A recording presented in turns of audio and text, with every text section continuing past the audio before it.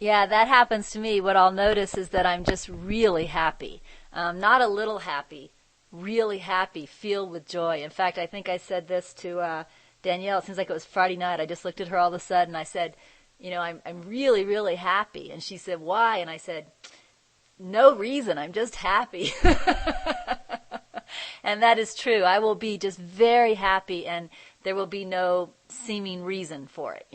Where before, when I was totally attached to the thinking mind, in order to be happy, there needed to be a reason. Like, I'm happy because it's a beautiful day. I'm happy because my friends are here. I'm happy because, and all of those becauses now are dropping away. It's just, I'm happy. I'm standing here doing dishes, and I'm really happy. The kind of happiness that used to require something really exciting, like a dream vacation. Something really good had to happen for me to experience this joy before. Because, of course, the truth is, all right, guys, you ready for this? The truth is that joy is in us. Period. That joy is in us. And the reason, even when we're totally attached to ego, the reason sometimes we experience that joy when we're on, let's say, a dream vacation, is because we believe the dream vacation can create it. But the joy was already there. It's just we happen to allow it to come out when we were in a circumstance that we believed could create it. And when we were in other circumstances, we hid it from our own view. But as we start letting go of the obstacles to love's presence, which are these ideas, these beliefs that some things can make us happy and some things do not, for example, that same joy that used to seem to require something outside of us, as Joe is saying, that same joy that used to seem to require something outside of us just comes bursting forth for no reason. You're standing there doing dishes and you feel that immense joy, that immense happiness. That's because the joy has always been there. And now what's happening as we're letting go of the obstacles to love's presence is we're letting it be.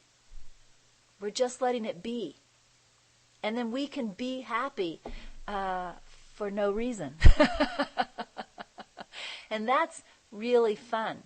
But I do want to say that, again, I'm going to speak from my experience, okay? My experience is that I actually had to walk through an awful lot of pain before I got to these spontaneous bursts of joy. And in fact, it seems to me that in A Course in Miracles, Jesus says we have to walk through the darkness to the light. I think those two sentences are synonymous. My experience, okay, I had to walk through an awful lot of pain to get to these spontaneous bursts of joy. And Jesus says we have to walk through the darkness to the light. And you guys have heard my stories, so I'll just summarize some of them, okay? I'm not going to go through the details. You've heard my stories.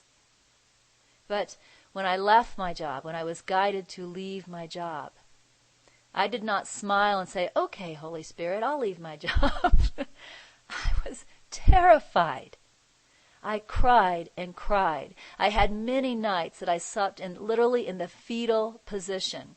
There were nights, I swear to you, the fear was so strong, I thought the fear itself would kill me. It felt like the grim reaper came.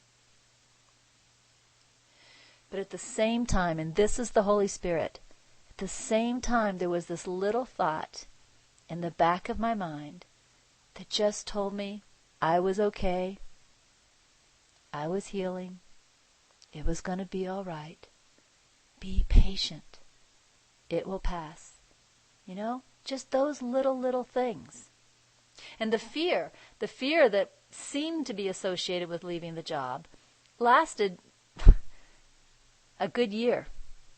6 months before the move and 6 months after the move. That was a clearing, however. That was a clearing of an obstacle to love's presence.